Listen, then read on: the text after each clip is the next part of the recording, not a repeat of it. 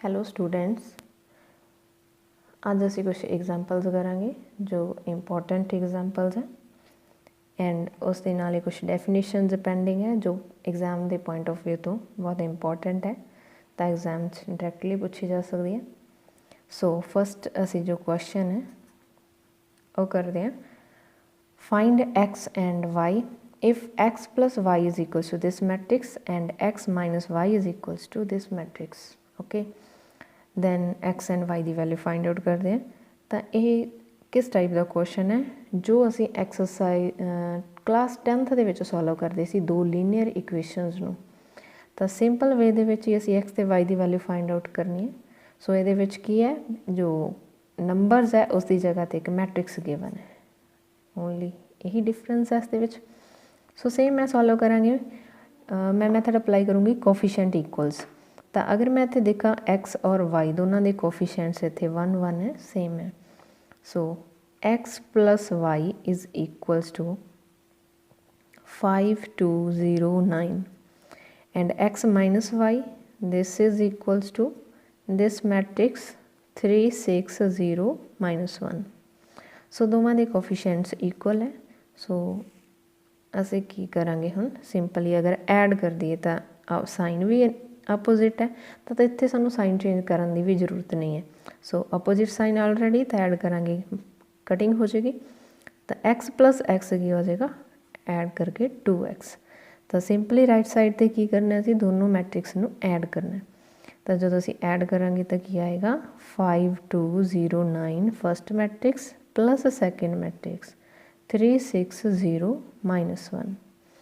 So now this is equals to 5 + 3 8, 2 + 6 8, 0 + 0 0, 9 -1।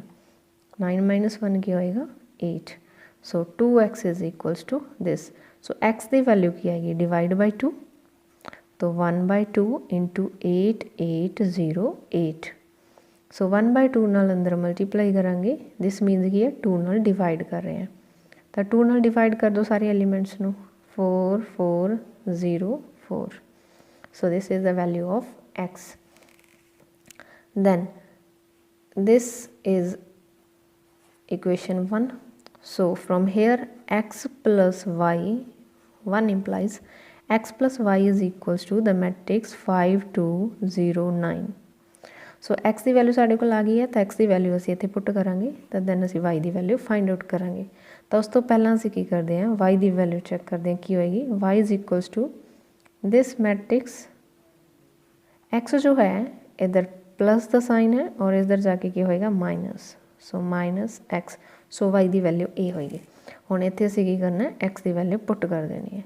So this is 5209 minus x, x की जो value है 4404। Then हुण इस मैट्रिक्स चों इनू माइनस कर दो, तो अपने कोल की आ जाएगा Y. So now 5 - 4 this is 1, 2 - 4 -2, 0 - 0 0, 9 - 4 this is 5. Okay, so this is the value of y. Clear? So next example करते हैं असी same as find x if y is equals to 3205 and 2x plus y is equals to 10 - 3 2। So y की value सानू given है and x की value असी find out करनी है। तो दोनों x एंड y जो है इस रिलेशन को सैटिस्फाई करते हैं, मीनस 2x + y जो है वो इस मैट्रिक्स के इक्वल है। तो असी x की वैल्यू फाइंड आउट करनी है। सो जो x वाली टर्म है उसको लैफ्ट हैंड साइड पर रखांगे, बाकी नू राइट हैंड साइड पर। सो ये मैट्रिक्स सेम एज रहेगा राइट हैंड साइड पर, एंड जो y है इधर प्लस है, तो इधर जाके y की होएगा माइनस। सो हुण नैक्सट स्टैप की होएगा, y की जो वैल्यू है पुट कर दो 10 - 3 2। So minus this value, y की वैल्यू की है अपने को 3205। सो हुण सिंपली माइनस कर दो मैट्रिक्स नू, 1 - 3 -2, 0 - 2 -2, minus 3 minus 0 same as minus 3, and 2 minus 5 is minus 3. So 2x is equals to this matrix. So now x is equals to,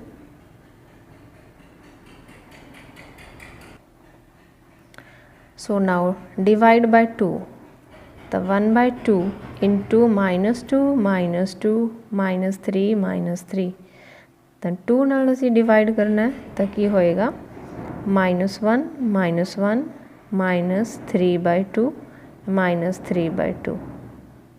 So now this is the value of x.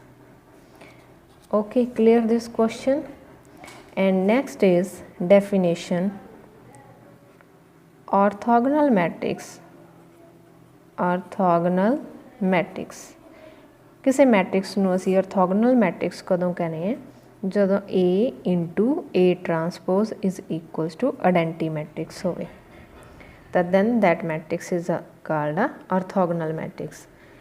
ਇਸ ਦੇ ਵਿੱਚ ਜੋ matrix ਦੀ multiplication ਹੈ ਉਹ equal ਹੋਏਗੀ, means ਇਹ commute ਕਰੇਗੀ। ਅਗਰ ਅਸੀਂ A ਟਰਾਂਸਪੋਜ਼ A ਫਾਈਂਡ ਆਊਟ ਕਰਾਂਗੇ ਦੈਨ ਉਹ ਵੀ ਆਪਣੇ ਕੋਲ ਆਇਡੈਂਟੀ ਮੈਟ੍ਰਿਕਸ ਦੇ ਇਕੁਅਲ ਹੋਏਗਾ। बट सानू दोनों कंडीशन चैक करने की जरूरत नहीं है, असी सिर्फ एक कंडीशन ही चैक करांगे, ओनली दिस। अगर ए ट्रांसपोज दी वैल्यू आइडेंटिटी मैट्रिक्स आ रहा है this means A matrix orthogonal होएगा। डेफिनेशन च दोनों यूज़ करते हैं बट फाइंड आउट करना है तो ओनली वन। दैन असी एक एग्जाम्पल करते हैं कि सन मैट्रिक्स गिवन है।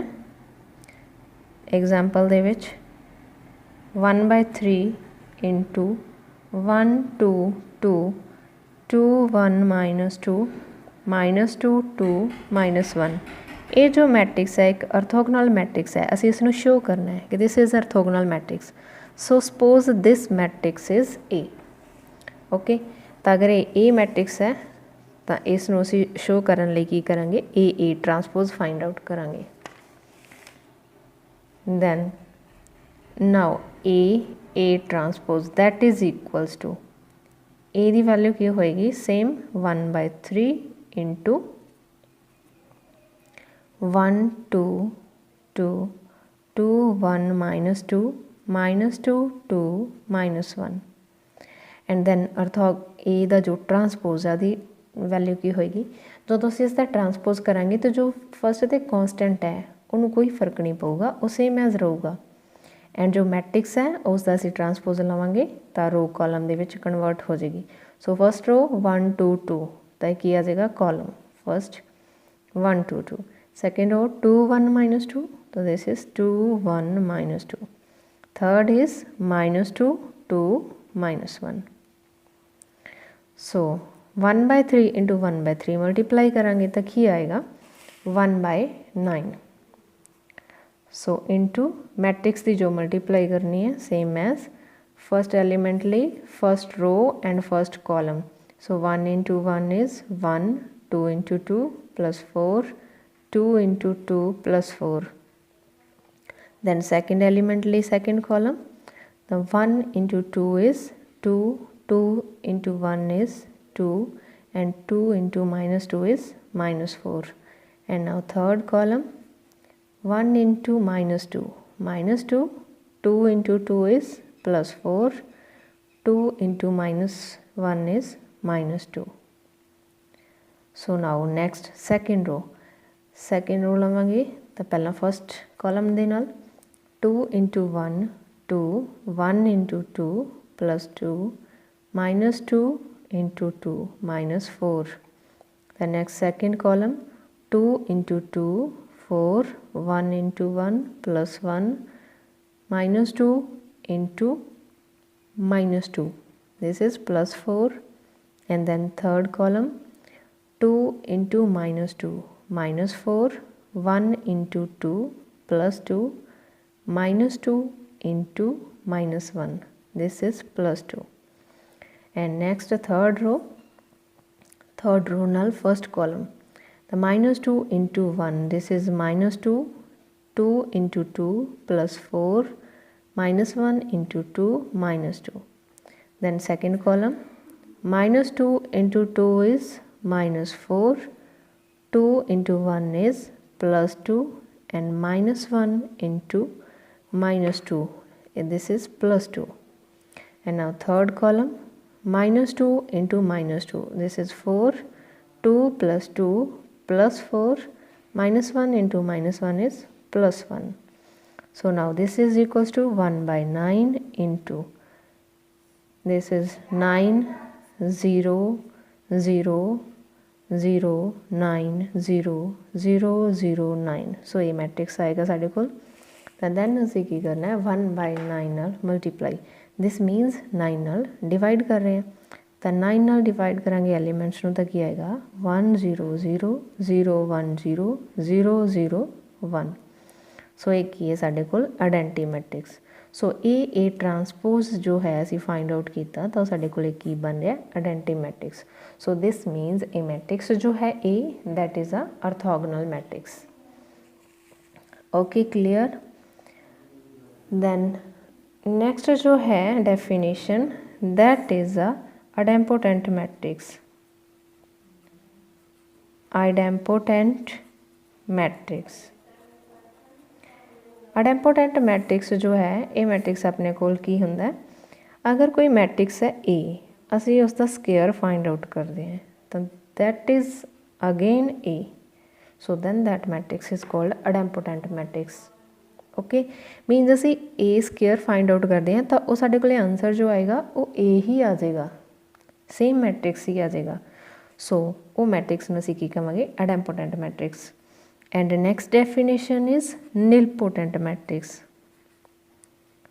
Nilpotent matrix. Nilpotent matrix की हुंदा है, अगर असी ए फाइंड आउट, ए जो है सानू गिवन है, तो ए दी असी कोई पावर फाइंड आउट करते हैं, पावर n, कोई n मतलब सानू कोई पॉजिटिव नंबर मिल जाएगा जो ए दी पावर करन ते सानू जीरो मैट्रिक्स मिले, तो then A is called the nilpotent matrix. जो n की वैल्यू होएगी दैट इज़ कॉल्ड इंडैक्स, तो उसनू की कहने असी इस मैट्रिक्स का निलपोटेंट मैट्रिक्स का इंडैक्स कहने। सपोज करो असी ए स्केयर फाइंड आउट किया, तो ए स्केयर की वैल्यू साढ़े को जीरो मैट्रिक्स बन रही है, तो इंडैक्स की हो जाएगा दैन 2 हो जाएगा, क्योंकि ए दी 2 पावर जीरो बन रही है, सो इंडैक्स की होएगा 2। अगर सपोज करो साढ़े को ए दी 3 पावर जो है वो जीरो बन रही है, दैन की होएगा जो इंडैक्स होएगा वो साढ़े कोल की हो जाएगा, दैन इंडैक्स 3 होएगा, अगर 3 पावर जीरो बन रही है तो असी उदों तक ए दियां पावर्स इनक्रीज़ करते जाना जो तक वो जीरो नहीं बनता, तो जो जीरो बन जाएगा तो जी उसकी पावर उसनू जीरो बनाएगी उही की होएगा उसका इंडैक्स। Okay clear. तो इस दे विच सॉल्व करना कोई औखी गल नहीं है, तुसीं खुद कर सकते हो, तो इसनू सॉल्व तुसीं खुद करके ट्राई करो क्वेश्चनस। तो इस दे विच की करना है ए स्केयर फाइंड आउट करना है, दिस मीनस की करना है ए नू मल्टीप्लाई करना है बाय ए नाल, तो यही हुंदा ए स्केयर। तो ए स्केयर दोनों नू मल्टीप्लाई करके चैक करना की आ रहा है, अगर आंसर थोड़ा ए आ रहा है दैन वो आइडेम्पोटेंट मैट्रिक्स होएगा। एंड इस दे विच की करना है, पहला तुसीं ए मैट्रिक्स तुहानूं गिवन होएगा, उस दे विच तुसीं ए स्केयर फाइंड आउट करोगे इस तरीके नाल, अगर ये जीरो बन रहा दैन वह इंडैक्स 2 होएगा, अगर ये जीरो नहीं बन रहा दैन तुसी ए क्यूब फाइंड आउट करोगे। ए क्यूब किवें फाइंड आउट होएगी, जो तुसी ए स्केयर फाइंड आउट किया उसनू एक ए नाल होर मल्टीप्लाई कर दो, तो इन्हां दोनों मैट्रिक्स नू मल्टीप्लाई करोगे तो ए क्यूब आ जाएगा। तो ए क्यूब अगर जीरो बन रहा दैन इस मैट्रिक्स का इंडैक्स कितना हो जाएगा 3। अगर ए भी थोड़े को नॉन जीरो आ रहा दैन तुसी की करोगे ए रेज़ टू पावर 4 कैलकुलेट करोगे। ए रेज़ टू पावर 4 कैलकुलेट करने लई जो क्यूब तुसी कैलकुलेट की हुई है, तो ए क्यूब नू अगेन एक ए नाल मल्टीप्लाई कर दो, एवें पावर इनक्रीज़ होंदी जाएगी। वैसे थोनू ज़्यादा टफ इन्ना क्वेश्चन नहीं आऊगा, तो क्वेश्चन ईजी होएगा, उसकी 2 पावर या 3 पावर जो है वो निलपोटेंट बन जाएगा, मीनस जीरो मैट्रिक्स आ जाएगा। बिकॉज नॉर्मली थोनू जो मैट्रिक्स आता 3x3 ऑर्डर का होएगा, तो जिन्ना उसका ऑर्डर होंदा उस तो वध पावर कैलकुलेट करने की जरूरत नहीं होंदी, उस तो पहला ही जो निलपोटेंट मैट्रिक्स है तो जीरो बन जाएगा। ओके, सो इस दे नाल क्वेश्चन तुसी खुद ट्राई करोगे, अगर कोई प्रॉब्लम है तो तुसी मैनू कमेंट करके दस सकते हो। उस तो बाद साडे कोल एक डेफिनेशन होर है जिस दे नाल रिलेटेड तुहानू क्वेश्चन आएगा पेपर दे विच, that is a involutory matrix. ਇਹ ਮੈਟ੍ਰਿਕਸ ਕੀ ਹੁੰਦਾ ਹੈ? ਇਹ ਤੁਸੀਂ ਸਾਰੀਆਂ ਡੈਫੀਨੇਸ਼ਨ ਯਾਦ ਰੱਖੋਗੇ ਕਿ ਅਸੀਂ ਕਿਹੜੀ ਕੰਡੀਸ਼ਨ ਅਪਲਾਈ ਕਰਕੇ ਇਸ ਨੂੰ ਚੈੱਕ ਕਰਨਾ ਹੈ। ਬਿਕੋਜ਼ ਪੇਪਰ ਦੇ ਵਿੱਚ ਤੁਹਾਨੂੰ ਇਹ ਦੱਸਿਆ ਨਹੀਂ ਜਾਊਗਾ, ਤਾਂ ਪੇਪਰ 'ਚ ਸਿੱਧਾ ਜੋ ਕੁਐਸਚਨ ਆਏਗਾ ਉਹ ਆਏਗਾ prove that this matrix is a involutory matrix. So this means ਤੁਹਾਨੂੰ ਪਤਾ ਹੋਣਾ ਚਾਹੀਦਾ ਕਿ ਇਨਵੋਲੂਟਰੀ ਮੈਟ੍ਰਿਕਸ ਕੀ ਹੁੰਦਾ। ਤਾਂ ਇਨਵੋਲੂਟਰੀ ਮੈਟ੍ਰਿਕਸ ਕੀ ਹੁੰਦਾ? ਇਸ ਦੇ ਵਿੱਚ ਕੋਈ ਮੈਟ੍ਰਿਕਸ ਦਾ ਜਦੋਂ ਅਸੀਂ ਸਕੇਅਰ ਫਾਈਂਡ ਆਊਟ ਕਰਾਂਗੇ ਤਾਂ ਉਹ ਇਕੁਅਲ ਟੂ ਆਇਡੈਂਟੀ ਮੈਟ੍ਰਿਕਸ ਹੋਣਾ ਚਾਹੀਦਾ। ਤਾਂ ਅਗਰ ਇਸ ਦਾ ਸਕੇਅਰ ਇੱਕ ਆਇਡੈਂਟੀ ਮੈਟ੍ਰਿਕਸ ਦੇ ਇਕੁਅਲ ਆ ਰਿਹਾ then that matrix is called involutory matrix. So ਬਿਲਕੁਲ ਸਿੰਪਲ ਕੁਐਸਚਨ ਹੈ। ਅਗਰ ਤੁਹਾਨੂੰ ਡੈਫੀਨੇਸ਼ਨ ਕਲੀਅਰ ਹੋਗੀ ਤਾਂ ਕੁਐਸਚਨ ਤੁਸੀਂ ਸੋਲਵ ਕਰ ਸਕਦੇ ਹੋ।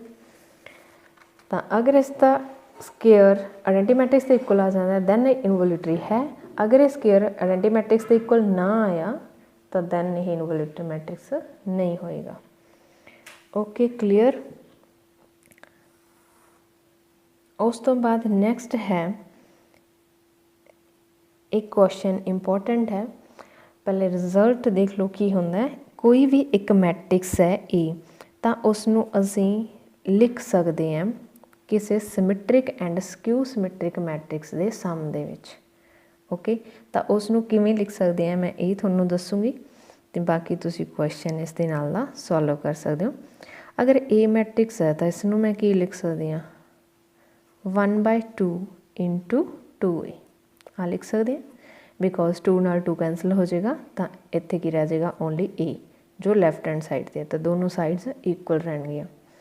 ਸੋ ਨੈਕਸਟ ਸਟੈਪ ਦੇ ਵਿੱਚ ਮੈਂ ਕੀ ਕਰਨਾ ਹੈ 2a ਜੋ ਹੈ ਉਸ ਨੂੰ ਮੈਂ ਲਿਖ ਸਕਦੀ ਹਾਂ a + a। ਤਾਂ ਜੋ ਫਸਟ ਮੈਟ੍ਰਿਕਸ ਹੈ ਉਹਦੇ ਵਿੱਚ ਇੱਕ ਮੈਂ a ਟਰਾਂਸਪੋਜ਼ ਐਡ ਕਰਤਾ ਐਂਡ ਇਸ ਦੇ ਵਿੱਚ a ਟਰਾਂਸਪੋਜ਼ ਮਾਈਨਸ ਕਰਤਾ। ਸੋ ਐਵੇਂ ਲਿਖ ਸਕਦੇ ਹਾਂ। ਮੇਰੇ ਕੋਲ ਸੀ 2a ਤਾਂ ਮੈਂ ਉਹਨੂੰ ਕੀ ਲਿਖਿਆ a + a 2a। ਇਸ ਦੇ ਵਿੱਚ a ਟਰਾਂਸਪੋਜ਼ ਮੈਂ ਐਡ ਕਰ ਲਿਆ ਐਂਡ a ਟਰਾਂਸਪੋਜ਼ ਮੈਂ ਮਾਈਨਸ ਕਰਤਾ। ਤਾਂ ਕਰ ਸਕਦੇ ਹਾਂ ਬਿਕੋਜ਼ ਇਹਦੇ ਨਾਲ ਅਸੀਂ ਕੈਂਸਲ ਆਊਟ ਵੀ ਕੀਤਾ ਜਾ ਸਕਦਾ। ਸੋ ਕੋਈ ਇਫੈਕਟ ਨਹੀਂ ਪਊਗਾ। ਸੋ ਨਾਓ ਜੋ 1/2 ਹੈ ਇਸ ਨੂੰ ਅਸੀਂ ਸੈਪਰੇਟ ਕਰ ਲਓ। a + a transpose by 2 plus a - a transpose by 2। Okay, clear. ਤਾਂ ਅਸੀਂ a ਨੂੰ ਕੀ ਲਿਖ ਸਕਦੇ ਹਾਂ ਇਸ ਦੇ ਸਮ ਦੇ ਵਿੱਚ। ਸੋ ਇਹ ਤੁਹਾਡੀ ਬੁੱਕ ਦੇ ਵਿੱਚ ਹੋਏਗਾ ਜਾਂ ਕੁਛ ਕੁਐਸਚਨਸ ਵੀ ਹੋਣਗੇ। ਬਹੁਤ ਈਜ਼ੀ ਹੈ, ਤੁਸੀਂ ਖੁਦ ਟਰਾਈ ਕਰ ਸਕਦੇ ਹੋ। ਜੋ a ਮੈਟ੍ਰਿਕਸ ਬਣੇਗਾ ਦੈਟ ਇਜ਼ ਸਿਮੈਟ੍ਰਿਕ ਮੈਟ੍ਰਿਕਸ। ਇਹ ਕੀ ਬਣੇਗਾ ਸਿਮੈਟ੍ਰਿਕ ਮੈਟ੍ਰਿਕਸ।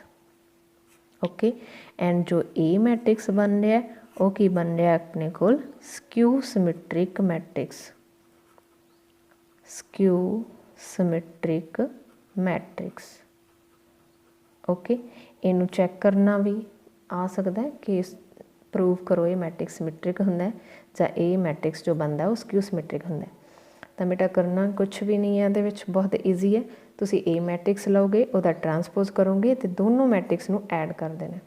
ਓਕੇ, ਉਸ ਤੋਂ ਬਾਅਦ ਡਿਵਾਈਡ ਬਾਈ 2 ਕਰਨ ਦੇ ਲਈ ਅਸੀਂ 1/2 ਨਾਲ ਉਸਨੂੰ ਮਲਟੀਪਲਾਈ ਕਰ ਦਾਂਗੇ ਜਾਂ ਡਾਇਰੈਕਟਲੀ ਕਹਿ ਸਕਦੇ ਹਾਂ 2 ਨਾਲ ਡਿਵਾਈਡ ਕਰ ਦਾਂਗੇ ਤਾਂ ਸਾਡੇ ਕੋਲ ਇਹ ਮੈਟ੍ਰਿਕਸ ਆ ਜਾਏਗਾ।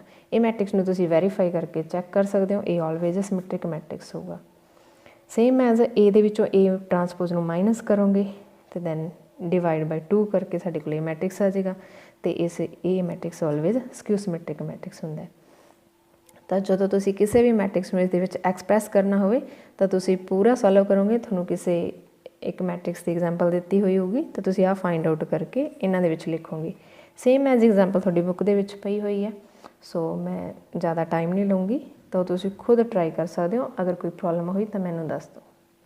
ਓਕੇ, ਇਸ ਦੇ ਨਾਲ ਸਾਡਾ ਜੋ ਫਸਟ ਚੈਪਟਰ ਦਾ ਮੈਟ੍ਰਿਕਸ ਵਾਲਾ ਪਾਰਟ ਹੈ ਉਹ ਕੰਪਲੀਟ ਹੋ ਜਾਂਦਾ ਹੈ। ਅਤੇ ਨੈਕਸਟ ਜੋ ਅਸੀਂ ਵੀਡੀਓ ਬਣਾਵਾਂਗੇ ਉਹ ਡਿਟਰਮੀਨੈਂਟ 'ਤੇ ਹੋਵੇਗੀ। ਦੈਨ ਤੁਹਾਨੂੰ ਇਹਦੇ ਵਿੱਚ ਕਿੰਨਾ ਕੁ ਸਮਝ ਆ ਰਿਹਾ, ਇਹ ਲੈਕਚਰ ਤੁਹਾਡੇ ਲਈ ਬੈਨੀਫਿਟ ਹੈ ਜਾਂ ਨਹੀਂ ਹੈ, ਤਾਂ ਉਹ ਮੈਨੂੰ ਤੁਸੀਂ ਕਮੈਂਟ ਕਰਕੇ ਜ਼ਰੂਰ ਦੱਸਿਓ ਅਤੇ ਫਿਰ ਅਸੀਂ ਲੈਕਚਰ ਜੋ ਹੈ ਅੱਗੇ ਕੰਟੀਨਿਊ ਰੱਖਾਂਗੇ। Thank you.